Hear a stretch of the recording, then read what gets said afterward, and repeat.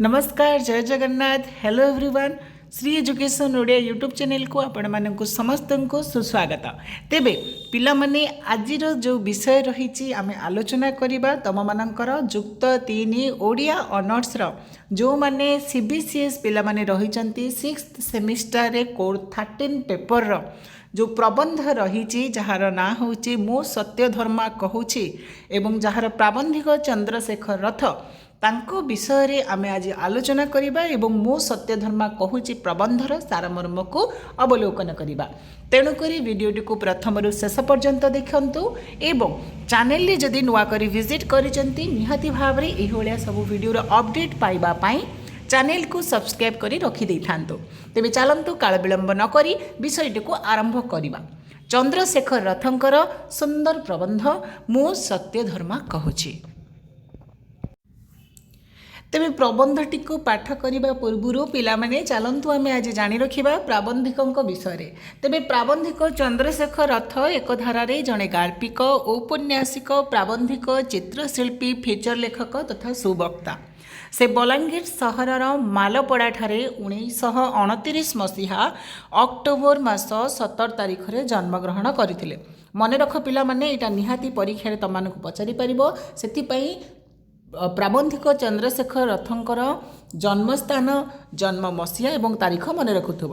CA सुदूर बलांगीर जिलार मालपड़ा ठारे 1929 मसीहा अक्टोबर 17 तारिख रे जन्मग्रहण करथिले। तांको पितांको नाम थिला केळई रथ, माँ थिले चंपा देवी। ओडिया साहित्य रे रम्य रचना को एक मर्यादापूर्ण स्थान देवा दिगरे चंद्रशेखर रथंकर अवदान रहिथिला अतुलनीय। यतद्व्यतीत चिंतान्वेषी और मननशील प्रबंध रचना करी समकालीन ओडिया प्रबंध साहित्यर श्री और सौभाग्य वृद्धि रे तांकर निष्ठापर साधना स्वागत योग्य अटे। शाणित चिंतार दीप्ति, मार्जित कल्पनार अभिव्यक्ति, चित्रधर्मी प्रकाशभंगी, कवित्वपूर्ण वर्णना, आवेगर उष्म स्पर्श, स्तरे स्तरी नाटकीय छिट्टा तथा आत्मप्रत्ययपूर्ण आंतरिक भाषा स्रष्टांक प्रति प्रबंध को कालजयी करिपारिछि। जीवनर आवेगगत आध्यात्मिक जान्तव समस्या और मनीष पणिया को नहीं चिंतार नूतन तोरण निर्माण करिबा पई तांकर प्रबंध गुड़िक बेस प्रभावशाली। लेखक प्राच्य और पाश्चात्य दर्शन को तांकर प्रबंध गुड़िकरे सुंदर भावरे संयोजना करिपारिछंती। विशेष करी गौतम बुद्ध, शंकराचार्य, श्री अरविंद, विवेकानंद, महात्मा गांधी प्रभृति प्राच्य मनीषी मानक दार्शनिक भाव को लेखक ग्रहण करिबा सह सॉक्रेटिस, प्लाटो, आरिस्टोटल प्रभृति ग्रीस चिंता नायकों चिंताधारा को मध्य आत्मीयतार सह ग्रहण करी निजर प्रतिटी सृष्टिर भाववेग को गतिशील कराइछन्ति।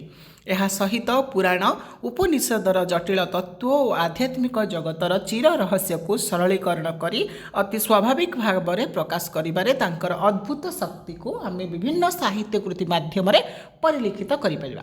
तेबे पिला माने तमे जानिलो प्राबंधिक चंद्रशेखर रथ केउ स्थान रे केउ मसीहा रे केउठरे जन्मग्रहण करिसेंती, तांकर साहित्यिक कृतित्व गुड़िक केउ केउ विभाग रे अत्यधिक मात्रा रे परिस्फुटित एवं तांकर जो प्रबंध गुड़िक रही रम्य रचना गुड़िक रही तथा साहित्यिक कला सैष्ठव गुड़िक रही तन्मध्य कौन विशेष भाव में परिलिखित एवं कौन पाई ताहा गुरुत्वपूर्ण अटे। एबे चल पिला माने आमे जानि रखिबा चंद्रशेखर रथंकर जो स्रष्टार सृष्टि मानस बा से सब कौन कौन रचना करिसंती। सर्वप्रथमे जानिबा निबंध संकलन अर्थात याकु तमे माने मध्य प्रबंध संकलन भाव में मन रखि परिबो। तबे सर्वप्रथम तांकर दृष्टि और दर्शन जार मसीहा हेउची 1971। ये सब पिला माने प्रबंध संकलन। तापरे ए जे पृथ्वी 1975 मसीहा मु सत्यधर्मा कहूची 1977 मसीहा। मन रहिला मु सत्यधर्मा कहूची पिला माने तांकर एक प्रबंध संकलन जो संकलन रे एक रु एकाधिक प्रबंध स्थानित तन्मध्य तमर मु सत्यधर्मा कहूची एक अन्यतम प्रबंध जहाँ तमर कोर्स रे अछि तमे पढुच। तापरे मधुसंधान 1978, उत्तर अरण्य 1970 रु 80 भितर लेखा हेची, अश्रुत स्वर 1981, कृतदासर स्वप्न 1981, ଅବିନଶ୍ୱର, ମଧ୍ୟଭୂମିର ପ୍ରାର୍ଥନା, ପ୍ରଥମ ବର୍ଗ ଏ ତିନୋଟିର ମସିହା 1990, ରଥ ସପ୍ତକ 1985, ବିଶେଷ କଥନ 2005, ଲଘୁ ସଂହିତା 2012, ନିବନ୍ଧ ସଂଗ୍ରହ 2012, ଉନ୍ମୋଚିତ ଦିଗ୍ବଳୟ 2012। ଏଇଭଳି ଭାବରେ ତାଙ୍କର ଇତ୍ୟାଦି ଯେତିକି ମୁଁ ତୁମମାନଙ୍କୁ କହିଲି ଏରା ସବୁ ନିବନ୍ଧ ବା ପ୍ରବନ୍ଧ ସଂକଳନ। ତତ୍ପରେ ପରେ ଦେଖିବା ତାଙ୍କର ଉପନ୍ୟାସ।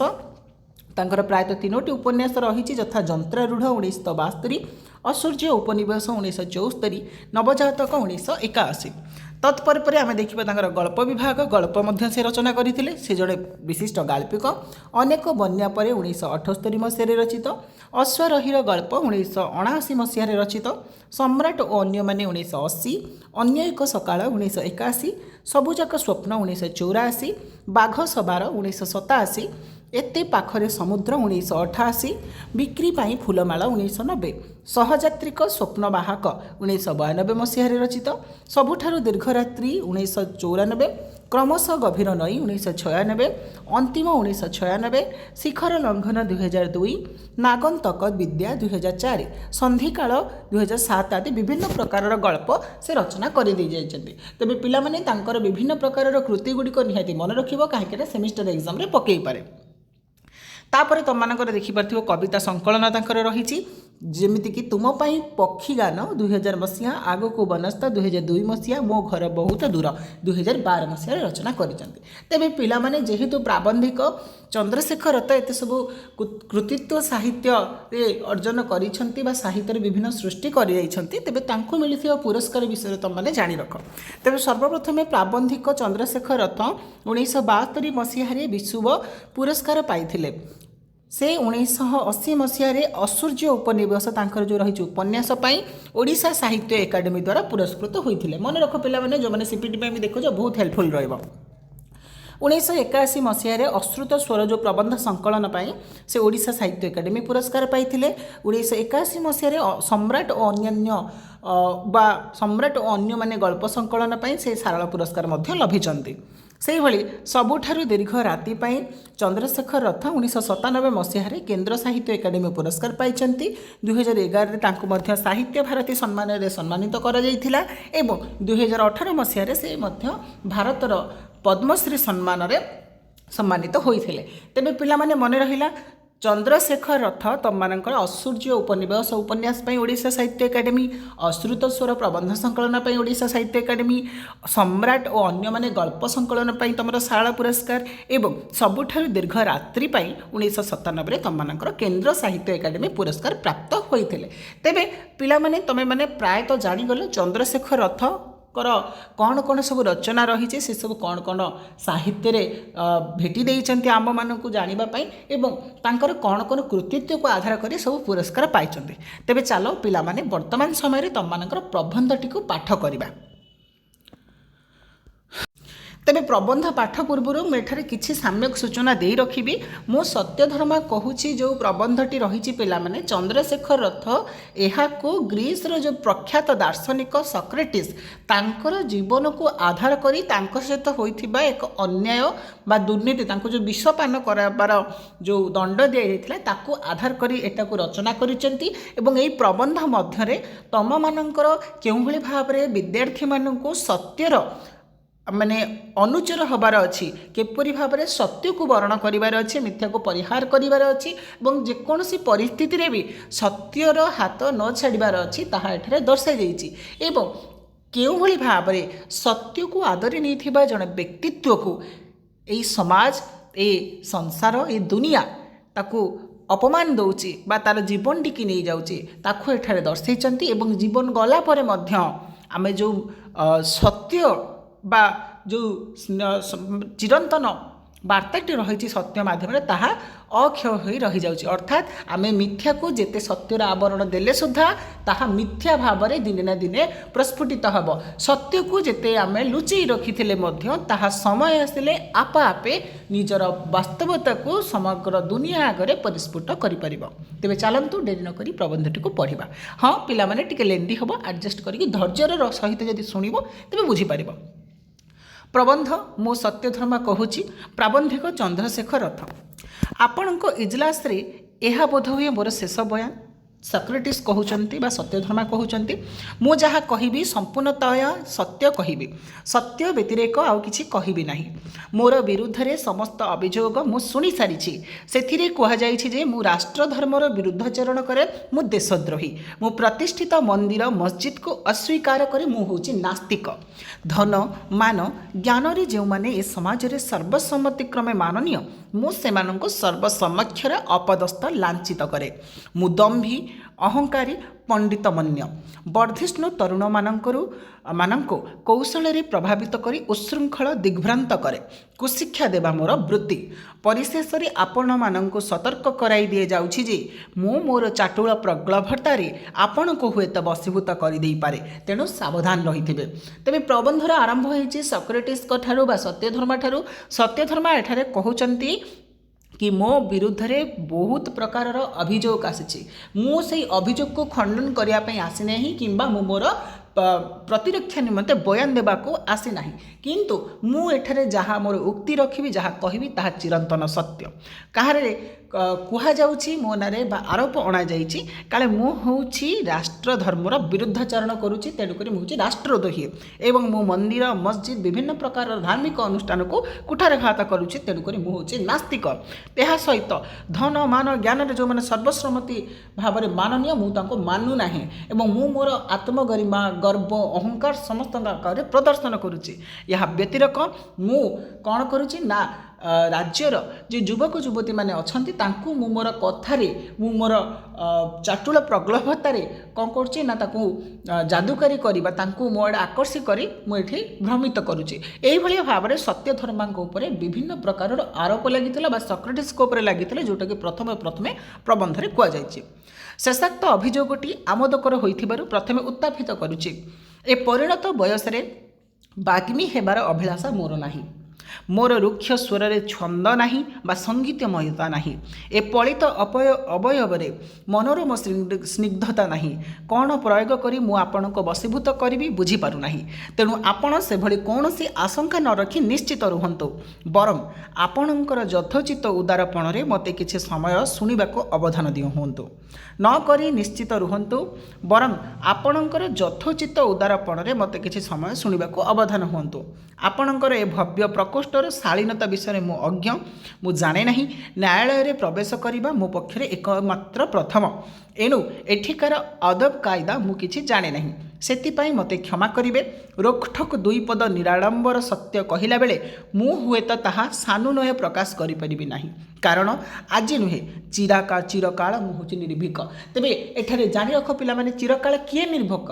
चिरकाल सक्रेटिस निर्भीक नुहंती, सत्य धर्म निर्भीक नुहे। चिरकाल तममानकर सत्य होउछि निर्भीक, जाहाकु भय न थाए मिथ्यार जातना किंबा मृत्यु भୟରେ मु सत्यरु विचलित होई नाही, हेबा संभव नुहे।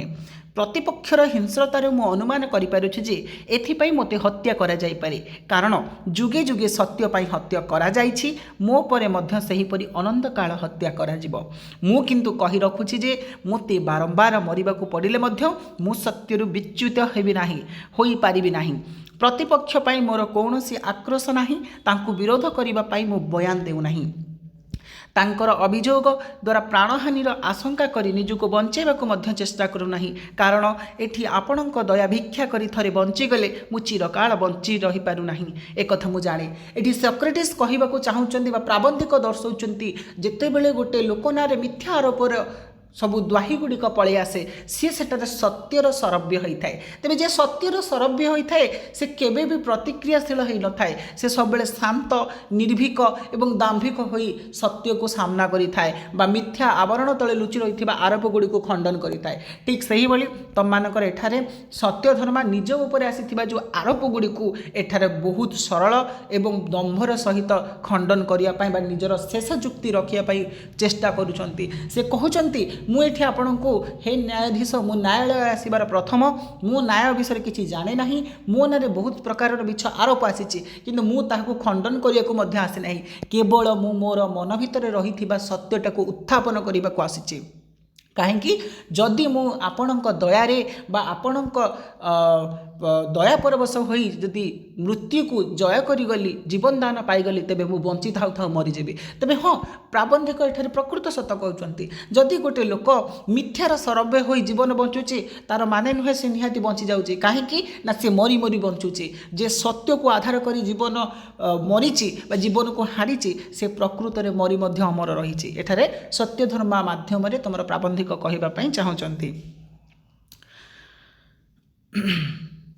मो दिग्बलय शून्य समुद्र उदय हो सारा मोर यात्रा काल अति सीमित एडु से भली किछि अधिकार रखी मु बयान देउना मोर वक्तव्यर उद्देश्य है जे सत्यर अपलाप को मु आजीवन विरोध करि आसीछि मते संदेह हेउछि जे मोर अभियोगकारी माने मिछ कहउचंती जदि सत्य कहउथांती तेबे मु ताहा जानि नाही मु मोर संदेह मोचन करी तांक ठारु ताहा मानि नेबाको प्रस्तुत मोर द्वितीय उद्देश्य है जे जेहेतु न्यायर तुलदंड रे उभय पक्ष संतुलित हेले ही विचार संभव एवं स्वपक्ष और परपक्षर जुक्ति उपर सिद्धांत निर्भरशील से ही न्याय विचार सकाशे मु जहाँ सत्य बोली जाने ताहा एठारे उपस्थापित करबा मोर कर्तव्य अर्थात से एठारे दुईटी कथा कहउचंती कि मु जानिनी मो नारे कौन सब मिछ कथा कह जाइए कि मु मोर जो आशार जो समुद्र रे थिला ताहा दूर दिग्बल रे मिसी गलानी मु बंचिबा पई चाहुनी मिथ्यार प्रवंचन रे बंचिबा पई चाहुनी मु सत्य रे से अपलबलता को क्षय न करी बा अक्षय भाव रे रखी मो मृत्यु को वर्ण करबा को चाहूची काहेकि ना मु एठारे मोर बयान देबा को आसेनी मोर कहिबार केवल गोटी मात्र उद्देश्य होची मु केबे भी सत्य को अस्वीकार करि परिबि नाही मरिथिबि पछे सत्य को छाड़ी परिबि नाही सेति पई तमर सत्य धर्मा कहउचंती एइटा होचे मोर प्रथम उद्देश्य जी कि मु सत्य को केबे अस्वीकार करेनी तेणुक मुझे सत्य उत्थापित करी द्वितीय हूँ हुए तो मन मिथ्या आरोप गुड़िक सब आनी तेरे से मिथ्या आरोप गुड़िक हुए तो सत होता पारे मुझे खंडन करें किंतु जो सत्यर जो विचारधाराटी चली थाए जो सत्यटी निष्कर्ष होता है से समय उभय पक्ष को श्रवण करा जाए उभय पक्षर कथा उभय पक्षर जुक्ति उभय पक्षर सत्य को आकलन करी परवर्ती मुहूर्त में कौन विराट सत्य पाखे पहुँची पारे था तेज से भाव में मुझे केवल ये मोर कर्तव्य करुच्ची जहाँ सत्य ताको उत्थापित करुच्ची कुशिक्षा देवा मोर वृत्ति नुहे मु आदौ शिक्षा दिए नहीं मोर आचरण द्वारा किंबा मोर कथा शुणा को कहीं हुए तो आकृष्ट हो पारती मु क्या केवे मो पाखक डाकी ना से माने स्वतः प्रवृत्त हो आसिले प्रत्याख्यान करदेवा मोर शिष्टाचार नुहे निष्ठार सहित मो आजीवन सत्यर संधान करिछि केवल यह वृत्ति करी अर्थ उपार्जन करना से भली प्रमाण जदि अन्य पक्ष प्रस्तुत रखि ताहा से माने वर्तमान दर्शाई पारती एठारे कहउचंती जदि मु काहाकू बा मु अन्य युवक युवती मानक आकर्षि नेउछि मो कथारे मु ताको जादू करी मो टाणी आणुची तेबे सत्यधर्मा कहउचंती मु सेबे केबे करी नाही काहेकि ना मो पाखरे कोनटा अछि मोर रुग्ण शरीर कारण मु काहाकू कुशिक्षा देवार उद्देश्य नाही किबा कहार आचरण को आकृष्ट करिया पई मोर मनोवृत्ति नाही जदि जणे मोर व्यक्तित्व मोर कथा मोर वार्ता जदि प्रभावित हो आसिला तेबे कौन मोर दायित्व ताकू हीनमान करी ताकू अपमान करी पछु घुंचा दबा किंबा ताकू स्वागत करिबा काहेकि स्वागत करिबा हेउची हमर भारतीय परंपरा तथा परिवार शिष्टाचार संस्कार मु जाने से भली प्रमाण तांका पाखरे आदौ नाही एडु एहा मोर वृत्ति नुहे तापाई चाक्षुष प्रमाण चाहती ताहले एई देखंतु मोर दारिद्र्य मोर निरन्न शरीर मलिन चिरवस्त्र मोर जीर्ण कुटीर एठी सत्यधर्मा कहउचंती जदि तापाई हुए तो मोर प्रतिपक्ष माने तापाई मध्ये मिथ्या साक्षी आनी थाई पारंती जदि मो सत्यर द्वाही देवी तेबे ताहले देखि पारिथुबे मोर रुग्ण शरीर मोर दारिद्र्यता मोर जीर्ण कुटीर मोर मलिन चिरवस्त्र यही सबको देखिले आपण माने जानी परिबे कि मु काहाको आकर्षि नेउ नाही यह कौन यथेष्ट प्रमाण नुहे जे ए अभियुक्त वृद्ध तार सांसारिक सुख स्वाच्छंद्य को घोर अवहेला करि आसीछि एवं ताहा केवल सत्य पाई सत्य संधान मोर वृत्ति नुहे धर्मावतार ताहा मोर धर्म सत्य प्रचार करी मु अर्थ उपार्जन करेना सत्य धर्म शेष को कहउचंती धर्मावतार आगरे कि हे धर्मावतार एति यथेष्ट प्रमाण नुहे मोर दारिद्र्यता मोर रुग्ण शरीर मोर जराजीर्ण कुटीर कि मु क्या आकर्षि नेउची बा मो अन्य मानक जादूगरी करी देशद्रोही उन्मुक्त करुची तेबे मु कौन पाई आपणक न्यायालय को आसिली मु चाहिए हुए आसी पारि नथांती मोर कौन अच्छी ए वृद्ध ए बुढ़ा सांसारिक सुख स्वाच्छंद को छाड़ी दे त्याग करी दौड़ी आसी कौन पाई केवल सत्य जानिया पाई मो नारे उठी आरोप गुड़िक सत्य किंबा मिथ्या ताहा शुणिबा पाई ତେବେ ଏଠାରେ ସତ୍ୟଧର୍ମ ତଥା ସେକ୍ରେଟିସ୍ କହୁଛନ୍ତି ମୋର ମହାବତାର ମୋର ଧର୍ମ ନୁହେଁ ବା ମୋର ମୋର ସତ୍ୟକୁ ସନ୍ଧାନ କରିବା କାର୍ଯ୍ୟ ନୁହେଁ। ତେବେ ମୋର କାର୍ଯ୍ୟ କ'ଣ? ମୋର କାର୍ଯ୍ୟ ହେଉଛି କ'ଣ ନା ଧର୍ମ। ଧର୍ମ ଅର୍ଥାତ୍ ଧରୟତି ଇତି ଧର୍ମ, ଯିଏ ଧାରଣ କରିବାର କ୍ଷମତା ରଖିଛି। ତେବେ କିଏ ଧାରଣ କରିବାର କ୍ଷମତା ରଖିଛି? ସମଗ୍ର ଭୂମଣ୍ଡଳକୁ ସତ୍ୟ ଧାରଣ କରିବାର କ୍ଷମତା ରଖିଛି। ତେଣୁକରି ତୁମର ସକ୍ରେଟିସ୍ ତଥା ପ୍ରାବନ୍ଧିକ ତଥା ସତ୍ୟଧର୍ମ ଏଠାରେ କହୁଛି ସତ୍ୟକୁ ସନ୍ଧାନ କରିବା ମୋର ବୃତ୍ତି ନୁହେଁ, ମୋର କାର୍ଯ୍ୟ ନୁହେଁ ଧର୍ମାବତାର। ମୋର କାର୍ଯ୍ୟ ହେଉଛି କ'ଣ ନା ସତ୍ୟକୁ ଜାଣିବା, ଅର୍ଥାତ୍ ମୋର ଧର୍ମ ହେଉଛି ସତ୍ୟ। ମୁଁ ଶିକ୍ଷା ଦେଉନଥିବା ସତ୍ତ୍ୱେ କେହି ଯଦି ମୋର ସଂସ୍ପର୍ଶରେ ଆସି କୁଶିକ୍ଷିତ ହୋଇଥାନ୍ତି ତାର ଦୃଷ୍ଟାନ୍ତ ମଧ୍ୟ ମୁଁ ପାଇନାହିଁ। ବରଂ ସେମାନେ ଏକେ ଏ ସମାଜର ଶୀର୍ଷ ମଣ୍ଡନ କରିଛନ୍ତି। ହଁ, ମୁଁ ସ୍ୱୀକାର କରୁଛି ଯେ ସେମାନେ ସାଧାରଣ ଜନତାଠାରୁ ନିଶ୍ଚୟ ଭିନ୍ନ। ସେମାନେ ମୋର ପ୍ରଭାବରେ ପଡ଼ି ହୁଏତ କିଛି ମାତ୍ରାରେ ସ୍ୱାଧୀନଚେତା ହୋଇଯାଇଛନ୍ତି। ସତ୍ୟାନୁରାଗ ହେତୁ କିଛି ନିର୍ଭୀକ ହୋଇଯାଇଥିବା ମଧ୍ୟ ସ୍ୱାଭାବିକ। ଜୀବନରେ ଗୋଟିଏ ମହତ୍ତର ମୂଲ୍ୟର ବିକଳ୍ପ ନଥିବାରୁ ହୁଏତ ଗ୍ରାସାଚ୍ଛାଦନ ତାଙ୍କର ଚରମ ଲକ୍ଷ୍ୟ ହୋଇପାରୁନାହିଁ। ସେହି ଅନୁପାତରେ ସେମାନେ ବିଚାରଶୀଳ, ସଦାଚୀର ଏବଂ ଜିଜ୍ଞାସୁ ହୋଇଯାଇଛନ୍ତି। ତାଙ୍କର ପରିବାର ଏତଦ୍ୱାରା ଦୁଃଖିତ ନୁହନ୍ତି। ସେମାନେ ସ୍ୱୟଂ ଅନୁତପ୍ତ ନୁହନ୍ତି। ତାଙ୍କୁ କୁଶିକ୍ଷିତ ବୋଲି ବାସନ୍ଦ କରିବା ପରିବର୍ତ୍ତେ ଏ ସମାଜ ବରଂ ତାଙ୍କୁ ନେଇ ଗର୍ବ ଅନୁଭବ କରୁଛି। ତେବେ ଏତତ୍ ସତ୍ତ୍ୱେ ଆପଣଙ୍କ ସଂଜ୍ଞା ଅନୁସାରେ ଯଦି ଏହା କୁଶିକ୍ଷା ପଦବାଚ୍ୟ, ମୋର ସେଥିରେ କିଛି କହିବାର ନାହିଁ। ତେବେ ଯଦି ଗୋଟିଏ ବ୍ୟକ୍ତିବିଶେଷଙ୍କର ବ୍ୟକ୍ତିତ୍ୱ ତଥା ଗୁଣାବଳୀରେ ଯଦି ଅନ୍ୟ ଏକ ବ୍ୟକ୍ତି ପ୍ରଭାବିତ ହୋଇ ଆସିଲା, ତେବେ ତା ବୋଲି କ'ଣ ସେ ବ୍ୟକ୍ତିର ଭୁଲ ରହିଲା? ନାହିଁ, ବ୍ୟକ୍ତିର ଭୁଲ ନାହିଁ। କାହିଁକି ନା ଜଣଙ୍କର ଗୁଣ, ଜଣଙ୍କର ବୈଶିଷ୍ଟ୍ୟ, ଜଣଙ୍କର ଚାରିତ୍ରିକ ଅଭିବୃଦ୍ଧି ଯେତେବେଳେ ଅନ୍ୟ ଏକ ପ୍ରାଣକୁ ଆକର୍ଷି ନେଇଥାଏ, ସେ ସମୟରେ କ'ଣ ହୁଏ? ଏଠି ତୁମର ଦର୍ଶାଇଛନ୍ତି କ'ଣ ସୁନ୍ଦର ଭାବରେ ପ୍ରାବନ୍ଧିକ କି ସିଏ ନିଜେ କେବେ ଅନୁତପ୍ତ କରେନି, ତା ପରିବାର କେବେ ଅନୁତପ୍ତ କରେନି, ତା ସମାଜ କେବେ ତାକୁ ଅନୁତପ୍ତ କରାଏନି। କାହିଁକି ନା ସମାଜ, ପରିବାର ଏବଂ ଅନ୍ୟାନ୍ୟ ତାର ପାଖ ଲୋକ ଜାଣିଥାନ୍ତି କି ସେ କ'ଣ ପାଇଁ ଜଣଙ୍କ ଆଡ଼େ ଆକର୍ଷି ଯାଉଛି, କେଉଁ ଭଲ ଗୁଣ ପାଇଁ ସେ ଆକର୍ଷି ଯାଉଛି। ତାହା ଏଠାରେ ସତ୍ୟଧର୍ମା କହୁଛନ୍ତି। କେବଳ ତରୁଣଙ୍କ ପ୍ରତି ମୋର ସେପରି କିଛି ପକ୍ଷପାତିତା ନାହିଁ, ସେମାନଙ୍କୁ ଦିଗ୍ଭ୍ରାନ୍ତ କରିବାର ଅଭିସନ୍ଧି ମଧ୍ୟ ମୋର ନାହିଁ। ସତ୍ୟ କହୁଛି, ମୁଁ କେବେ ହେଲେ ଭାବି ନାହିଁ ଯେ ମୋ ପାଖରେ ବସିଥିବା ବ୍ୟକ୍ତିଟି ବୃଦ୍ଧ କି ତରୁଣ। ବୟସ ନିରପେକ୍ଷ ରହି ମୁଁ କେବଳ ମୋର ଗୋଟିଏ ମାତ୍ର ଅଭିଳାଷ ପ୍ରକାଶ କରିଛି, ତାହା ହେଲା ଯଦି କେହି ସତ୍ୟ କ'ଣ ଜାଣିଥାଅ ଦୟାକରି ମୋତେ ସେଇଠି ପହଞ୍ଚାଇ ଦିଅ। ତରୁଣମାନଙ୍କ ସହିତ ଆଳାପ କଲାବେଳେ ମଧ୍ୟ ମୋର ସମଗ୍ର ଚେତନା ସେହି ଏକମାତ୍ର ଅଭିପ୍ସାରେ ଆଚ୍ଛନ୍ନ ରହିଥାଏ। ମୁଁ ନିଜକୁ ନିଜେ ପ୍ରଶ୍ନ କରିବାକୁ ଯାଇ ସେମାନଙ୍କୁ ଅନେକ କଥା ପଚାରି ପକାଏ। ସେ ଅସ୍ୱସ୍ତିକର ପ୍ରଶ୍ନଗୁଡ଼ିକ ତାଙ୍କ ଭିତରକୁ ବୁଡ଼ିଗଲା ବେଳେ ସେମାନେ ଅସ୍ଥିର ବୋଧ କରୁଥିବେ। ସମସ୍ତେ ସେହିଭଳି ଅସ୍ଥିର ବୋଧ କରନ୍ତି। ମୁଁ ମଧ୍ୟ ଅନ୍ତର୍ମୁଖୀ ହୋଇଯାଏ ସେମାନଙ୍କ ଦୃଷ୍ଟି। ସେମାନେ ଖୋଜିବାକୁ ଆରମ୍ଭ କରନ୍ତି ପ୍ରତ୍ୟେକ ନାମରୂପର ପଶ୍ଚାତରେ ସେହି ଗୋଟିଏ ମାତ୍ର ରହସ୍ୟକୁ, ଯାହାକୁ ମୁଁ ଏବେ ମଧ୍ୟ ଖୋଜୁଛି। ତାହା ହେଉଛି ସତ୍ୟ। ତରୁଣମାନେ ହୁଏତ ମୂଳତଃ ଦିଗ୍ଭ୍ରାନ୍ତ। ସେମାନେ ଜାଣିବାକୁ ଚାହାନ୍ତି ସେମାନଙ୍କର ଲକ୍ଷ୍ୟ, ଏଣୁ ସ୍ୱତଃ ମୋ ପାଖକୁ ଆସନ୍ତି ଦିଗ୍ଭ୍ରାନ୍ତ ହେବାକୁ ନୁହେଁ, ଦିଗ ପାଇବାକୁ। ମୁଁ ତାଙ୍କୁ ହୁଏତ ଦିଗ ଦେଖାଇ ପାରେ ନାହିଁ, କିନ୍ତୁ ନିଷ୍ଠାର ସହିତ ଖୋଜିବା ଶିଖାଇ ଦିଏ। ତେବେ ସତ୍ୟ କ'ଣ କରେ? ତୁମକୁ ପ୍ରକୃତ ଉପାଦେୟ ପଦାର୍ଥ ସହିତ ପରିଚିତ କରାଇନି, ପ୍ରକୃତ ଉପାଦେୟ ତଥ୍ୟ ପର୍ଯ୍ୟନ୍ତ ବା ଯେଉଁ ମାଧ୍ୟମଟି ଅଛି ତାହାକୁ ତୁମକୁ ଦେଖାଇ ଦିଏ।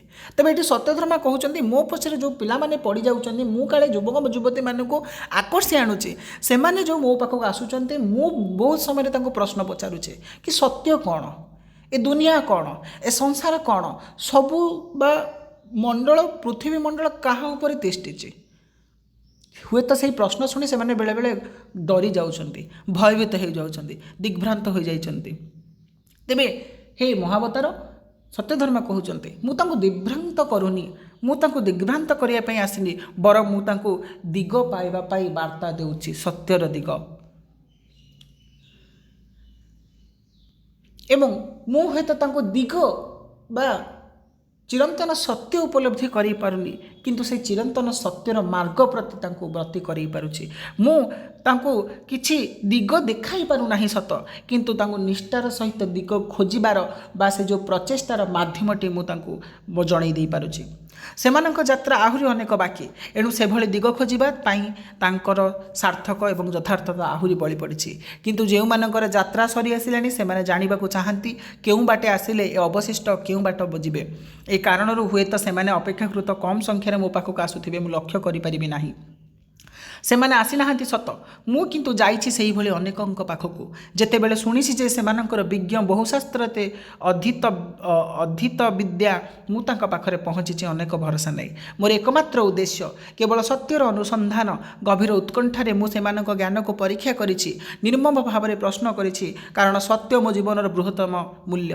ସେମାନଙ୍କ ଭିତରେ ଆଦି କନ୍ଦି ଖୋଜି ସାରିଲା ପରେ ରକ୍ତ ହସ୍ତରେ ଯେତେବେଳେ ମୁଁ ବିଷଣ୍ଣ ଠିଆ ହୋଇ ରହିଥାଏ, ମୁଁ ବୁଝିପାରେ ନାହିଁ କାହିଁକି ସେ ମହାଶୟ କ୍ରୋଧରେ ଅଗ୍ନିବର୍ଷା କରୁଥାନ୍ତି ଏବଂ ମୋ ଚାରିଆଡ଼େ ଗୋଟିଏ ବିମୁଗ୍ଧ ଜନତା କାହିଁକି ମୋତେ ଅଭିନନ୍ଦିତ କରୁଥାନ୍ତି।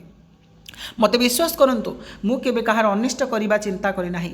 ମୋ ଦ୍ୱାରା କେହି କେବେ ଲାଞ୍ଛିତ ହେଉ ବା ଅପମାନିତ ହେଉ, ଏହା କେତେବେଳେ ମୋର ଉଦ୍ଦେଶ୍ୟ ନୁହେଁ। କିନ୍ତୁ ମୋର ଦୁର୍ଭାଗ୍ୟ ଯେ ଆପଣଙ୍କ ତଥାକଥିତ ଜ୍ଞାନୀ ପଣ୍ଡିତ ମାନନୀୟ ବ୍ୟକ୍ତି ସମସ୍ତେ ଯାହା ଦେଖାଯାଆନ୍ତି, ପ୍ରକୃତରେ ସେ ତାହା ନୁହନ୍ତି।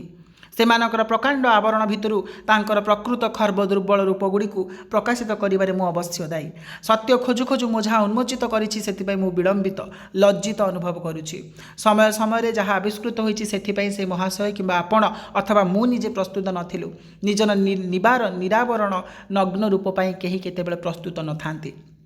ତେବେ ଏଠାରେ ସତ୍ୟଧର୍ମ ମାଧ୍ୟମରେ ପ୍ରାବନ୍ଧିକ ଦର୍ଶାଉଛନ୍ତି, ଯେତେବେଳେ ଆମେ ସତ୍ୟକୁ ଖୋଜି ଖୋଜି ଯାଆନ୍ତି, ଯେତେବେଳେ ସତ୍ୟ ପଥରେ ଆମେ ଅଗ୍ରଗତି କରନ୍ତି, ସେତେବେଳେ ଅବସମ୍ଭାବୀ ଭାବରେ ଆମେ ଯାହା ଆଶା ନ ରଖିଥାଉ, ସେ ତତ୍ତ୍ୱଗୁଡ଼ିକ, ସେ ଫଳଗୁଡ଼ିକ ଆମ ଆଖି ଆଗରେ ନାଚି ରୁକେ। ଠିକ୍ ସେହିଭଳି ଯେପରି ଭାବରେ ଆପଣ ନିଜର ଆବରଣ ଗୁଡ଼ିକ ଫୋପାଡ଼ି ଦେଇକି ଯଦି ଶୋଇଥିବ, ହଠାତ୍ ଜଣେ ଆପଣଙ୍କୁ ଦେଖିଦେଲା, ଠିକ୍ ସେହିଭଳି ଭାବରେ ସତ୍ୟଧର୍ମା କହୁଛନ୍ତି। ଠିକ୍ ଅଛି। ଏଣୁ ହୁଏତ ଲାଞ୍ଛନା ଏବଂ ଅପମାନ ହେଲା ବୋଲି ଅଭିଯୋଗ କରାଯାଇଛି। ଅର୍ଥାତ୍ ସତ୍ୟଧର୍ମା ମାନେ କ'ଣ? ଚିରନ୍ତନ ସତ୍ୟ। ପୃଥିବୀରେ କ'ଣ ସତ୍ୟ ପିଲେ? ଜାତି ମିଥ୍ୟା, ଧର୍ମ ମିଥ୍ୟା, ଭେଦଭାବ ମିଥ୍ୟା, ବର୍ଣ୍ଣ ମିଥ୍ୟା, ଉଚ୍ଚ ନିଚ ମିଥ୍ୟା, କେବଳ ଗୋଟିଏ ସତ୍ୟ, ଆମେ ସମସ୍ତେ ମାନବିକ। ଆମେ ସମସ୍ତେ ମାନବିକତାର ଗୋଟିଏ ଡୋରରେ ବନ୍ଧା। ତାହା ହେଉଛି ଚିରନ୍ତନ ସତ୍ୟ। ସେ ସତ୍ୟକୁ ସନ୍ଧାନ କରିବା ପାଇଁ ଗ୍ରୀସ୍ ଦେଶର ତମର ଦାର୍ଶନିକ ସକ୍ରେଟିସ୍ ମଧ୍ୟ ଦିନେ ହଳାହଳ ବିଷପାନ କରିଥିଲେ ସମଗ୍ର ସଂସାର ଆଗରେ। ଠିକ୍ ଅଛି। ମୁଁ ବାରମ୍ବାର କହିଛି ଏବଂ ଏବେ ମଧ୍ୟ ମୁଁ ଦୃଢ଼ତାର ସହିତ ଘୋଷଣା କରୁଛି ଯେ ମୁଁ ଅଜ୍ଞ। କୌଣସି ପଣ୍ଡିତମନ୍ୟ ବ୍ୟକ୍ତି ଏହା ହୁଏତ କରିପାରନ୍ତା ନାହିଁ। ତଥାପି ମୋତେ ଆପଣମାନେ ପୃଥିବୀର ସର୍ବଶ୍ରେଷ୍ଠ ଜ୍ଞାନୀ ବୋଲି ପ୍ରଚାର କରୁଛନ୍ତି। ଆପଣ କେଉଁ କାରଣରୁ ସେପରି କହୁଛନ୍ତି? ମୁଁ ଅନୁମାନ କରିପାରୁଥିଲି ସୁଦ୍ଧା ଏଭଳି ଅପପ୍ରଚାର କାରଣ ଆପଣମାନେ ଜାଣନ୍ତି ନାହିଁ।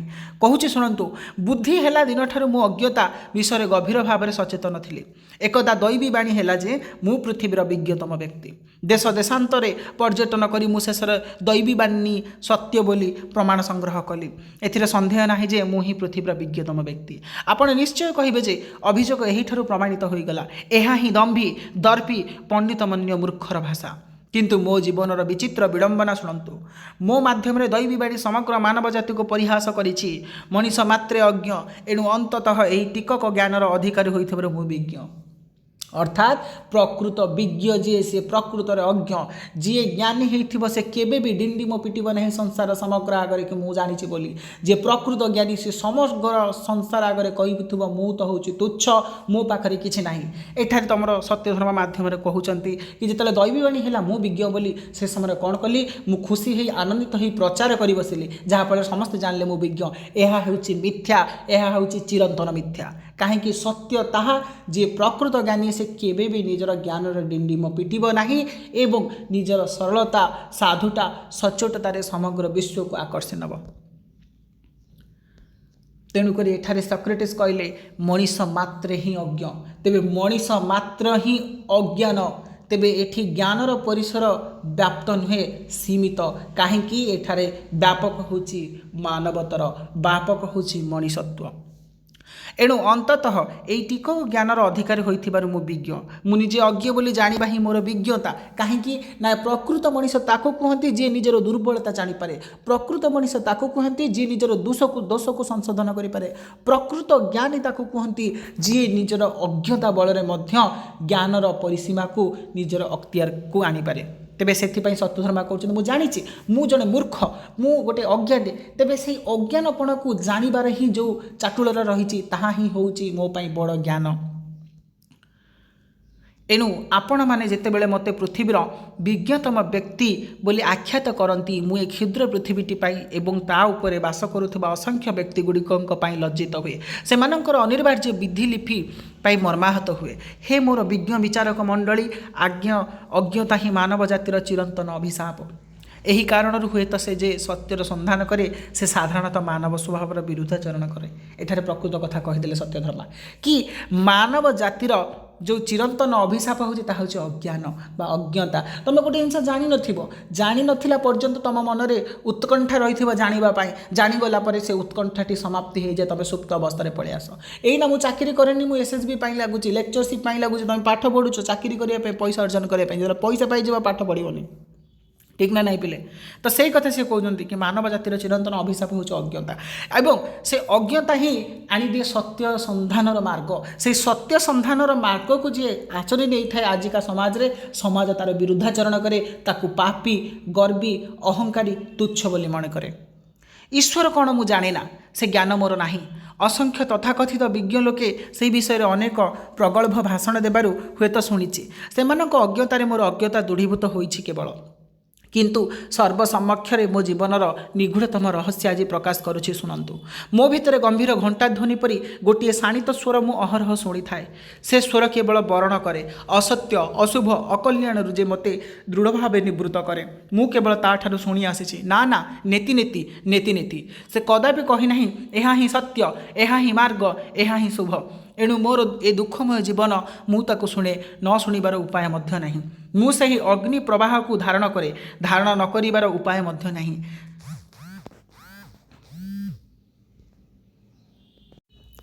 ମୁଁ ସେହି ଅଗ୍ନି ପ୍ରବାହକୁ ଧାରଣ କରେ, ଧାରଣ ନ କରିବାର ଉପାୟ ହିଁ ନାହିଁ। ସେହି ମୋତେ ଯନ୍ତ୍ରବତ୍ ଚାଳିତ କରେ। ଏପରି ଏକ ଅଦ୍ଭୁତ ସାନ୍ନିଧ୍ୟରେ ମୁଁ ନାସ୍ତିକ ହେବା କ'ଣ ସମ୍ଭବ? ମୁଁ ଆପଣଙ୍କର ଦେବତା ମନ୍ଦିରକୁ ଅବିଶ୍ୱାସ କରେ ନାହିଁ।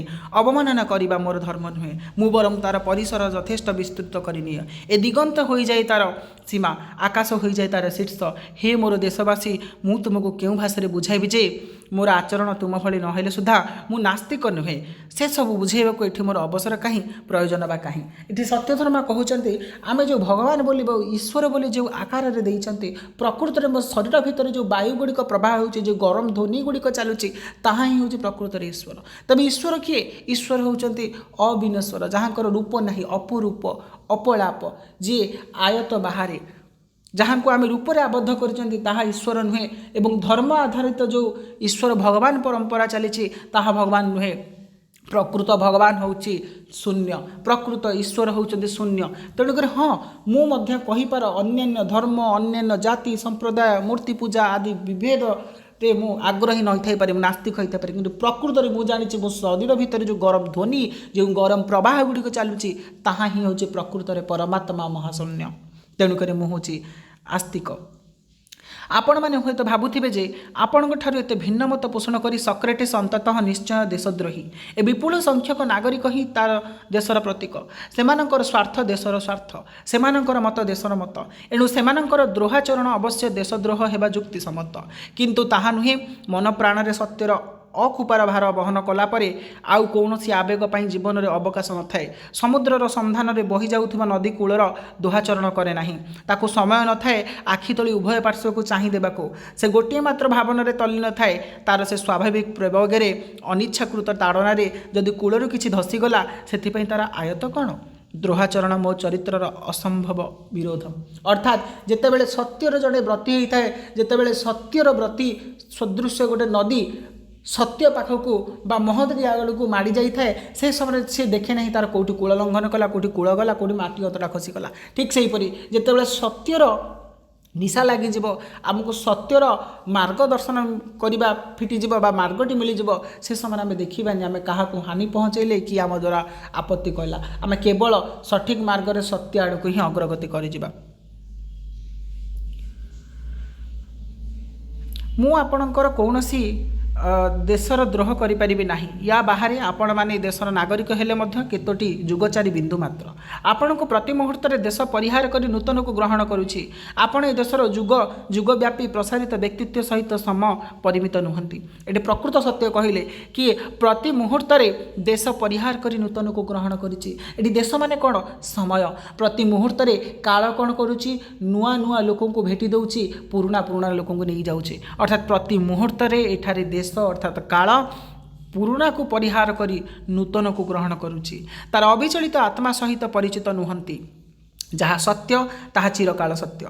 आपण सामयिक आवेगर अवशवर्ती एणु देशप्रेमर जिते अभिनय कले सुधा आपण प्रकृत में स्वार्थपर निजर भोगविलास परोक्ष देशर समृद्धि को आपण विनियोग करती निजर स्वाच्छंद्य आपण देश को बिक्री कर दे पारती एवं जापारती ना देश को बिक्री कले बोली मु किंतु आपणकर अंधस्तावक नुहे एणु आपणक अनुगामी नहवा स्वाभाविक मु देशर त्रिकाल द्रष्टा तार श्रेय साधन पाई मु यथासंभव तत्पर। त्रिकाल द्रष्टा अर्थात भूत भविष्यत एवं अतीत ए तीनोटी को जी दृष्टि रखे कारण पिलामाने आजिका समय तुम राजनीति देख समाजनीति देख शासन नीति सबुटी कलुषता रही सबुटी मिथ्या कहार मिथ्या जातिवाद धर्मवाद वर्णवाद यही विभिन्न प्रोपागांडार साहाय्य नहीं से समय चंद्रशेखर रथ सक्रेटिस तथा सत्य धर्म माध्यम उपस्थापित कर प्रकृत सत्य कौन प्रकृत सत्य क्या कहती तेरे सत्य ही हूँ जीवन मिथ्या ही हूँ मरण।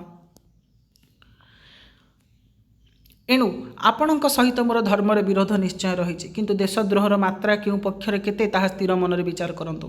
आपणक प्रतिक्रिया मु बुझीपारुछि जे ए न्यायालय थाई सुधा मोर आचरण आपणकर आशानुरूप होई पारु नाही मु सेथिपाई नाचा मु जाने जे आपणको प्रीति करि न पारिले आपण मते हत्या करि पारंती करंतु ए बयसर मृत्यु को मु सब बेले मो सम्मुखरे स्थापित करिछि एणु ताकू डरिबा संभव नुहे मो परिस्थिति रे आहुरी अनेक वृद्ध नतजानु आपणको प्राण भिक्षा करुछंती सेमानकर पुत्र कलत्र को डकाई से अश्रु जरिया सहानुभूति भिक्षा कर पुत्र कलपुत्र को अर्थात से पुअर पुओ है बापा पुओ पुओ बाप पुओ नाती एम डाकिके अन्य मानक बचाऊँ मुझे भली करूना बोली आप आहरी आहत अनुभव करूँ कौन ताहेले मनीष नुहे मु स्वीकार करुच्ची धर्मावतार मु काठ नुहे कि पत्थर नुहे रक्त मांस क्षुधा तृष्णार मु भी एक मनीष मोर परिवार अच्छी पत्नी अच्छी ना बालक संतान अच्छा किंतु सेमानंकु आनी आपण को खोसामत करूना बोली वृद्ध आपण दुख प्रकाश करुचे सेहीपरि करने द्वारा समस्तंकर मर्यादा हानि हेबार आशंका रही सामान्य आउ केतरा दिन सकाशे जीवन भिक्षा करी मु मोर आत्मा को अवनीत करूना